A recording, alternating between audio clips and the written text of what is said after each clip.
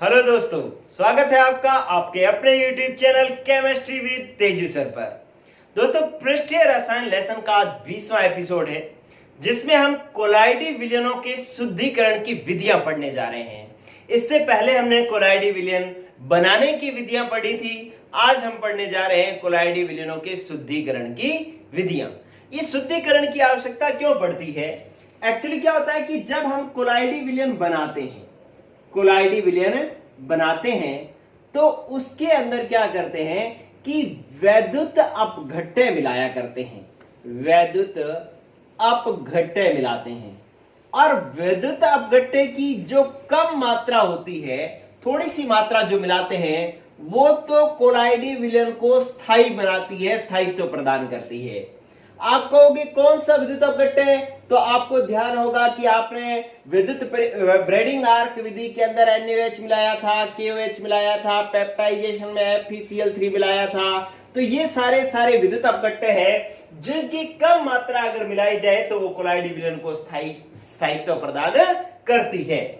लेकिन अगर इसी की मात्रा, विद्युत अपघट्य की मात्रा क्या हो जाए, अधिक, तो वो कोलाइडी विलयन को क्या कर देते हैं, स्कंदित कर देते हैं। मतलब उसके कणों को नीचे बैठा देते हैं, जिससे कोलाइडी विलयन क्या हो जाता है, अस्थायी हो जाता है। क्या ये बात समझ में आ गई आपको कि यार कोलाइडी विलयन में अगर थोड़ा सा विद्युत अपघट्य मिलाते हो तो बढ़िया है, ये तो कोलाइडी विलयन को स्थायी बनाता है। लेकिन अगर इसकी मात्रा ज्यादा होगी तो ये क्या करेंगे कि कोलाइडी कणों को नीचे बैठा देंगे, कोलाइडी विलयन को अस्थायी कर देंगे। तो इसका मतलब जो ये अधिक मात्रा है, ये अधिक मात्रा उसको अस्थायी कर रही है, तो ये विद्युत अपघट्य की अधिक मात्रा जो है वो किसका काम करेगी, अशुद्धि का काम करेगी। तो इस अधिक मात्रा जो है, विद्युत अपघट्य की जो अतिरिक्त मात्रा है, ये अशुद्धि का काम करेगी और इसी अशुद्धि को हटाने की जो प्रक्रिया है, इसी अशुद्धि को दूर करने की जो हटाने की जो प्रक्रिया है, उसी को हम कहते हैं कोलाइडी विलयनों का शुद्धिकरण। इसी को हम क्या कहते हैं, कोलाइडी विलयनों का शुद्धिकरण। तो इस तरीके से आपको एक बात समझ में आ गई कि यार जो विद्युत कोलाइडी विलयन के अंदर जो विद्युत अपघट्य अतिरिक्त मात्रा में पड़ा होता है, वही अशुद्धि होती है। अगर आपको ये बात समझ में आ गई तो यहां पर एक बात पकड़िए, क्या कि विद्युत अपघट्य के कणों का आकार जो है वो कितना होता है। कणों का आकार जो है वो 1 नैनोमीटर से कम होता है, एक बात। और दूसरी बात कि अगर ये अशुद्धि किसकी है, विद्युत अपघट्य की ना। विद्युत अपघट्य क्या होता है, प्लस माइनस से बना होता है, जैसे Na plus OH minus K plus OH minus Fe plus 3Cl minus. तो जो विद्युत अपघट्य होता है उसके जो आयन होते हैं वो कैसे होते हैं, या तो प्लस होते हैं या फिर माइनस होते हैं। मतलब जो अशुद्धियां होंगी उनके कणों का, अशुद्धियों के कणों का आकार 1 नैनोमीटर से कम होगा और उन पर कोई ना कोई आवेश उपस्थित होगा, या तो प्लस आवेश या माइनस आवेश। बस ये जो कंसेप्ट है ये आपको अब ध्यान रखना है। आपको दो चीजें, एक तो अशुद्धि किसकी है, विद्युत अपघट्य की है। दूसरी क्या बात कि विद्युत अपघट्य कौन सा, जो अतिरिक्त मात्रा में है। और तीसरी बात कि भाई कण, इस अशुद्धि के कणों का आकार 1 नैनोमीटर से कम होता है और अशुद्धि पर प्लस या माइनस आवेश उपस्थित होता है। चलिए, अगर इतनी बात पता लगी तो अब हम जो शुद्धिकरण की विधियां पढ़ेंगे तो वो आपको विद लॉजिक समझ में आएगी, याद करना नहीं पड़ेगा। शुरू करते हैं अपने कोलाइडी विलयनों के शुद्धिकरण की पहली विधि। ये आप स्क्रीनशॉट ले लो। चलिए, अपने पहली विधि कर रहे हैं, कौन सी, अपोहन विधि। इसको हम इंग्लिश में डायलिसिस भी कहते हैं। अपोहन विधि, शुद्धिकरण की पहली विधि आ रही है, कौन सी, अपोहन विधि, या इसको इंग्लिश में डायलिसिस भी कहते हैं, डायलिसिस भी कहते हैं। ठीक है, ये अपोहन विधि शुद्धिकरण की पहली विधि है। क्या किया जाता है इसके अंदर, इसके अंदर अपने पास एक जो कुछ झिल्लियां हैं, कुछ झिल्लियां हैं जो, जैसे अपने लिख दिया जांतव झिल्ली, जांतव झिल्ली, और एक है पार्चमेंट पेपर, या है आपके पास सेलोफेन शीट। ठीक है, आप ये दोनों देखें, जांतव झिल्ली और पार्चमेंट पेपर जो है ये तो क्या है, प्राकृतिक झिल्लियां हैं, और ये जो है ये है हमारे पास संश्लेषित झिल्ली। ठीक है, इन झिल्लियों का मतलब क्या है कि इसको तो प्रयोगशाला में बनाया जाता है, और ये सुअर के ब्लैडर की जो झिल्ली होती है उसको पार्चमेंट पेपर कह रहे हैं, और जांतव झिल्ली मतलब जंतु कोशिका की जो झिल्ली होती है उसको अपने जांतव झिल्ली कहते हैं। जो प्राकृतिक ये जो जांतव झिल्ली, ये सारी जो झिल्लियां हैं इनके अंदर छिद्र होते हैं, इन पर क्या होते हैं, छिद्र, और इनके छिद्रों का आकार जो होता है, इनके छिद्रों का आकार जो होता है वो 1 नैनोमीटर से कम होता है। इनके छिद्रों का आकार क्या होता है, 1 नैनोमीटर से कम होता है। और याद करो, अभी मैंने थोड़ी देर पहले बताया कि अशुद्धियों के कणों का आकार भी कितना होता है, अशुद्धियों के कणों का आकार भी 1 नैनोमीटर से कम होता है। बस इतनी बातें समझ में आ गई तो ये लो, विधि की कहानी समझ में आ जाएगी कि ये विधि ऐसे क्यों है। ये लीजिए, मैंने क्या किया कि एक पात्र लिया। अब ये अपोहन विधि की कैसे जाती है, कैसे काम करती है, देखो कि यहां पर इसके अंदर यहां से शुद्ध जल प्रवाहित किया जाता है। क्या, शुद्ध जल।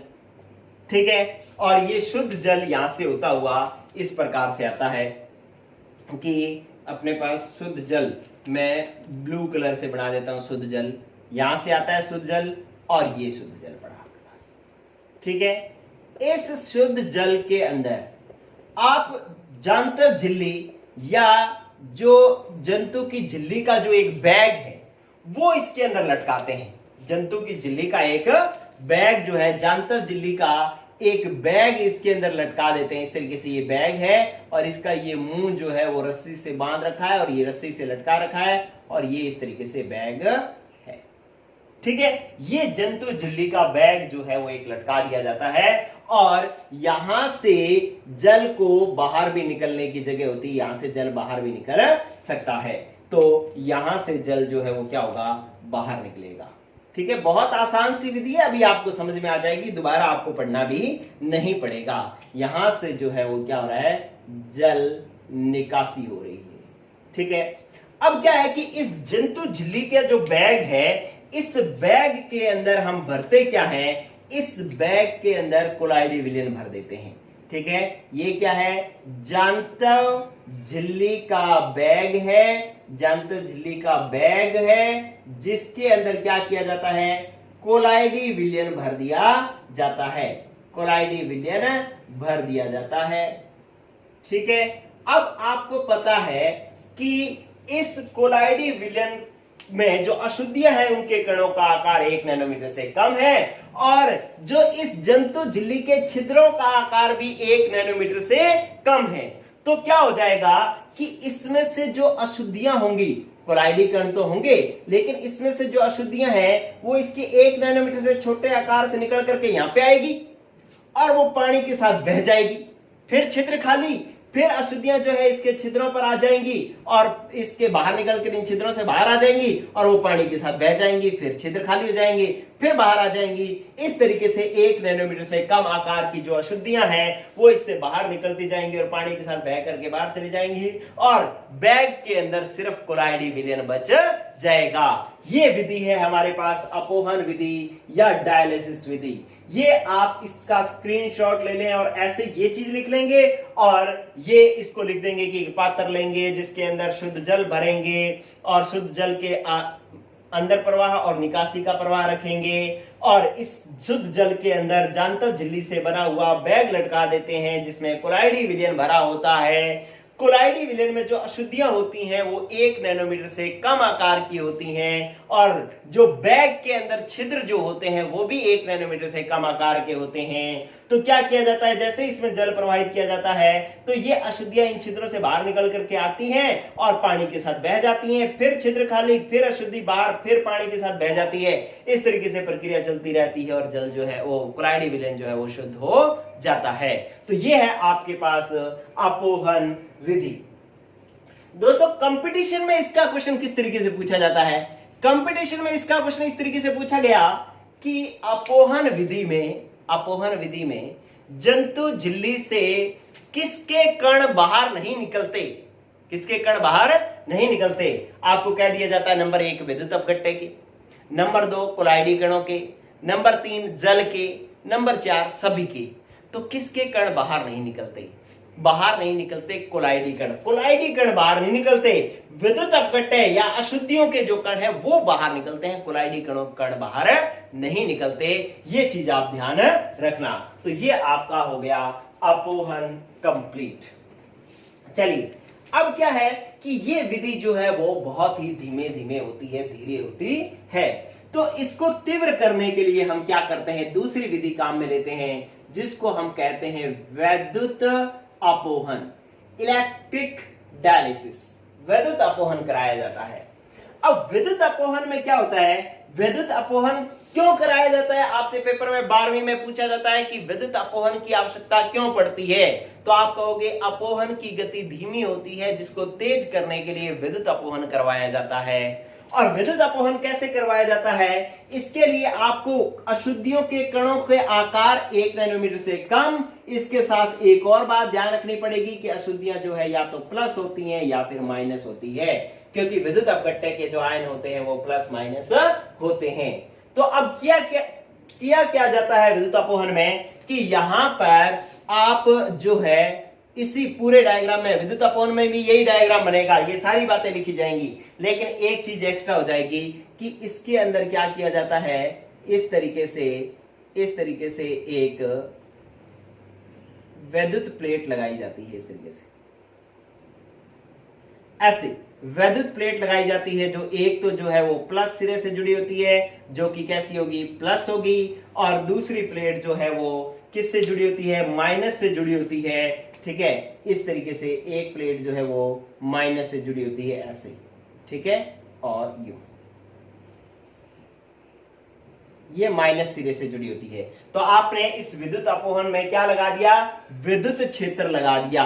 विद्युत अपोहन में आपने क्या लगा दिया, विद्युत क्षेत्र लगा दिया। ये विद्युत की प्लेटें लगा करके विद्युत क्षेत्र लगा दिया। तो अब इस विद्युत क्षेत्र लगाने से क्या हो जाएगा कि जो अशुद्धियां इसके अंदर, जो अशुद्धियां प्लस माइनस की जो थी, ये अशुद्धियां मान लो माइनस की थी, इस तरीके से माइनस की अशुद्धियां जो थी वो माइनस वाली अशुद्धियां इससे निकल करके इस प्लस की ओर गति करने लग जाएंगी, और इस कोलाइडी विलयन के अंदर जो प्लस की अशुद्धियां थी वो इससे निकल करके इस माइनस की ओर गति करने लग जाएंगी।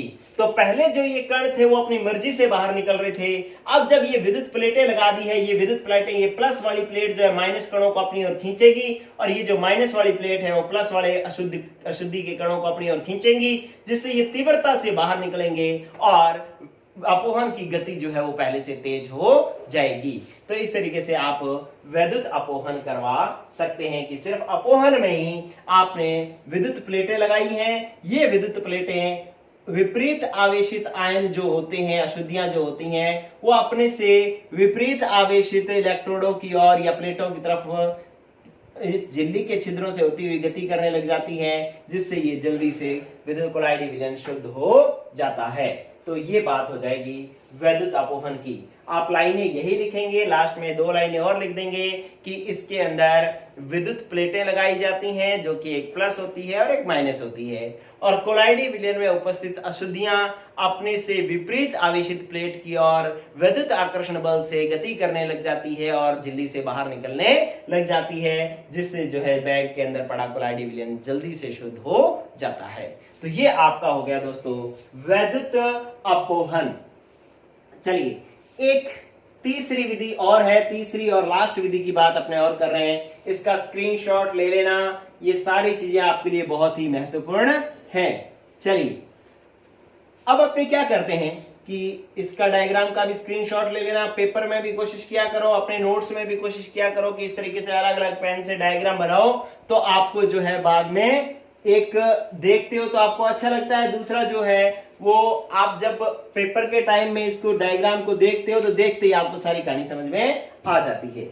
चलिए एक तीसरी विधि और है, पहली दो विधियां सबको समझ में आ गई, तीसरी विधि और वेरी इंपॉर्टेंट विधि आपको करवा रहा हूं, वो क्या है, अति सूक्ष्म निस्यंदन। इसको हम कहते हैं अति सूक्ष्म निस्यंदन। निस्यंदन, अति सूक्ष्म निस्यंदन, या इंग्लिश में इसको कहते हैं अल्ट्रा फिल्ट्रेशन। क्या कहते हैं, अल्ट्रा फिल्ट्रेशन। तो ये होता है अति सूक्ष्म निस्यंदन। अब यहीं से जब आपको पेपर में आएगा तो आपको याद करने की जरूरत नहीं है, बस एक चीज जान लो, आपके पास बात बन गई कि निस्यंदन का मतलब क्या होता है। निस्यंदन का मतलब होता है छानना, ठीक है, कि इसका मतलब है कोलाइडी विलयनों का शुद्धिकरण किससे करोगे, छान करके। किससे करोगे, छान करके। भाई छानना है तो आपको छन्नी चाहिए छानने के लिए, ठीक है, तो इसके छानने के लिए जो छन्नी चाहिए आपको वो क्या होनी चाहिए, वो आप यूज कर लेते हो फिल्टर पेपर। किसका यूज करते हो, फिल्टर पेपर। लेकिन फिल्टर पेपर यूज करते हो तो एक समस्या आती है। क्या समस्या आती है कि जैसे मान लो ये मैंने आपके लिए एक फिल्टर पेपर लिया, इस तरीके से फिल्टर पेपर लिया, ये फिल्टर पेपर है, और इसके अंदर फिल्टर पेपर के जो छिद्रों का आकार है, फिल्टर पेपर के जो छिद्रों का आकार है वो क्या होता है कि इसके छिद्रों का आकार जो होता है वो इस तरीके से बड़ा होता है, ठीक है, ये इसके छिद्रों का आकार है, आप यूं बना लें। अब इसके अंदर यहां पर मैंने एक पात्र रखा और इसके ऊपर ये पात्र रखा, ये फिल्टर पेपर रख लिया। अब मैं इससे छान रहा हूं कोलाइडी विलयन, तो मैं यहां पर इसके अंदर क्या डालूंगा, कोलाइडी विलयन डालूंगा, कोलाइडी विलयन डालूंगा। तो इस ये जो फिल्टर पेपर होता है इसके छिद्रों का आकार जो होता है, इसके छिद्रों का आकार जो है वो बड़ा होता है। बड़े का मतलब 1000 नैनोमीटर से भी बड़ा होता है, से बड़ा होता है। तो क्या होता है कि 1000 नैनोमीटर से भी बड़ा होगा अगर इनके छिद्रों का आकार, तो जैसा कोलाइडी विलयन इसके अंदर डाला जाएगा वैसा का वैसा कोलाइडी विलयन इसमें से निकल करके पार हो जाएगा। मान लो यहां से जो कोलाइडी विलयन इसके अंदर डाला वो कोलाइडी विलयन इन छिद्रों से होता हुआ सारा का सारा यहां पर आ गया, तो छना तो है ही नहीं। मान लो आप चाय को छानते हो, चाय के अंदर जो चाय पत्ती है या जो आपने इलायची डाली, अदरक डाली, उसके अंदर छलनी के जो छिद्रों का आकार है इन चाय पत्ती के कणों के आकार से, और इलायची अदरक इसके कणों के आकार से बड़ा हो, तो सारे की सारी पार निकल जाएगी, छने की तो है ही नहीं चाय। तो इसका मतलब है ये जो फिल्ट्रेशन है ये काम नहीं आएगा, ये काम नहीं आएगा। तो सीधा छानना तो काम में नहीं आएगा, अति सूक्ष्म छानना जो है वो काम में आएगा। इसका मतलब है इसके छिद्रों का आकार जो है हमें वो क्या करना पड़ेगा, छोटा करना पड़ेगा। इसके छिद्रों का आकार अगर हम छोटा कर दें, कितना छोटा कर दें, 1 नैनोमीटर से कम कर दें, तो जो 1 नैनोमीटर से कम के आकार है के कण जो है वो तो पार निकल जाएंगे, और 1 से 1000 नैनोमीटर के जो कोलाइडी कण है वो इस छलनी के ऊपर रह जाएंगे, फिल्टर पेपर के ऊपर रह जाएंगे। तो आपको आपका टारगेट समझ में आ गया, क्या करना है कि यार इन छिद्रों के आकार को छोटा करना है। चलिए आपको मजेदार बात सिखा रहा हूं कि इनके छिद्रों का आकार छोटा कैसे किया जा सकता है। आपके पास एक छिद्रों के आकार को छोटा करने के लिए आपको क्या करना पड़ेगा, कोलोडियन लेना पड़ेगा। क्या लेना पड़ेगा, कोलोडियन। ये एक विलयन है कोलोडियन, उसको लेना पड़ेगा। ये कोलोडियन पड़ा है, ठीक है। इस कोलोडियन के अंदर आपको क्या करना पड़ेगा, जो ये फिल्टर पेपर है उसको डिप करना पड़ेगा। इस कोलोडियन के अंदर फिल्टर पेपर को डुबोगे पहले, छानने से पहले। ये पहले छानोगे नहीं, इसका छानने का यहाँ तो मैंने बता ही दिया कि ये काम ही नहीं आ रहा क्योंकि इसके छिद्रों का आकार बड़ा है। तो इस पेपर को पहले क्या करो कि इस कोलोइडियन में मिला दो, इस कोलोइडियन में डाल दो। ऐसे फिल्टर पेपर को डाल दिया, जिसके छिद्रों का आकार इस तरीके से छिद्र थे, इसके तरफ यूं बड़े बड़े छिद्र थे, ठीक है। ये फिल्टर पेपर जो है इसके अंदर मिला दिया, ठीक है। अब क्या करेंगे, इस कोलोइडियन से निकालेंगे तो ये फिल्टर पेपर गीला होगा और मतलब कमजोर सा हो जाएगा। तो इस फिल्टर पेपर को हमें क्या करना पड़ेगा, सख्त। और सख्त करने के लिए क्या करेंगे कि इस फिल्टर पेपर को यहां से निकाल करके हम एक और विलयन में डालेंगे, और यहां पर विलयन जो है वो कौन सा है, फॉर्मेल्डिहाइड का विलयन है। किसका विलयन है, फॉर्मेल्डिहाइड का विलयन है। इसमें मिलाएंगे। अब इस फिल्टर पेपर को यहां से निकाल करके फॉर्मेल्डिहाइड के विलयन में मिलाएंगे इस तरीके से, ठीक है। और इस फॉर्मेल्डिहाइड के विलयन में मिलाने पर क्या हो जाएगा, ये फिल्टर पेपर जो है वो कठोर हो जाएगा। यहां पर फिल्टर पेपर जो है वो कैसा हो जाएगा, कठोर। यहां पर तो क्योंकि ये गीला हो जाएगा, इसको फिर सख्त करना पड़ेगा। सख्त करने के लिए हम इसको किसमें मिलाएंगे, फॉर्मेल्डिहाइड में मिलाएंगे। और फॉर्मेल्डिहाइड से ये फिल्टर पेपर बाहर निकाल करके, फॉर्मेल्डिहाइड से ये फिल्टर पेपर बाहर निकाल करके अब हम इसको क्या करते हैं, सुखा लेते हैं। ये लो, ये फिल्टर पेपर रहा, अब हमने इसको क्या कर लिया, सुखा लिया। चलो, ये फिल्टर पेपर रहा, इसको हमने क्या किया, सुखा लिया।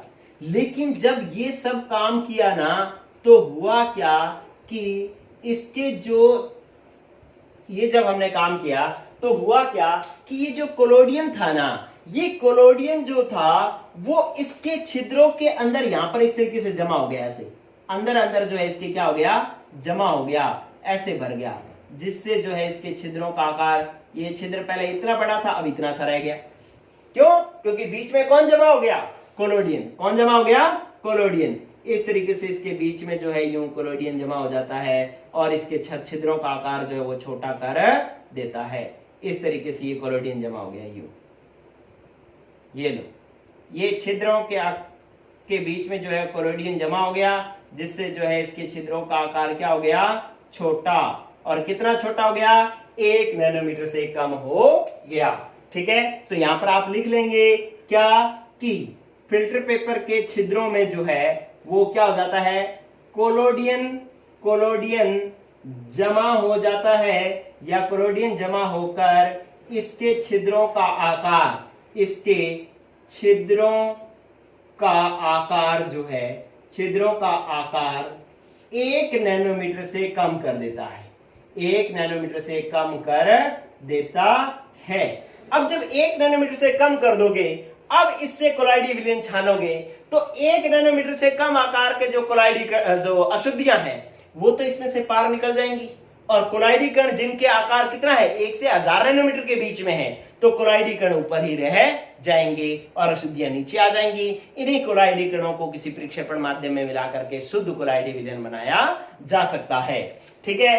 अब जब ये सारी बात पढ़ी तो आपको बार बार एक समस्या आ रही कि सर ये कोलोडियन क्या है, कि ये कोलोडियन क्या है, ये आपको समस्या जो है वो सताए जा रही है। पहले मुझे ये बताओ कि छानना समझ में आ गया, छानना था, छन्नी क्या ली, फिल्टर पेपर, लेकिन काम आई नहीं फिल्टर पेपर तो, क्योंकि उसके छिद्रों का आकार बड़ा था तो उसको छोटा करने के लिए हमने उसको कोलोडियन में डुबाया, कोलोडियन इसके छिद्रों में भर गया, लेकिन फिल्टर पेपर कमजोर हो गया, तो फिल्टर पेपर को सख्त करने के लिए हमने उसको फॉर्मेल्डिहाइड में डुबाया, फॉर्मेल्डिहाइड में डुबा करके सुखाया, तो ये सख्त हो गया, ठीक है। अब बात आती है कि ये कोलोडियन क्या है। मैं यहां पर लिख रहा हूं वेरी इंपॉर्टेंट, 12th बोर्ड के अंदर ये पूछा गया है कि कोलोडियन किसे कहते हैं, कोलोडियन क्या है, ठीक है। मैं इसको ग्रीन पेन से लिख देता हूं, ये लो, कि पूछा गया है कि कोलोडियन जो है वो किसे कहते हैं, वेरी इंपॉर्टेंट। ये कोलोडियन क्या होता है, 4%, गौर करना, 4%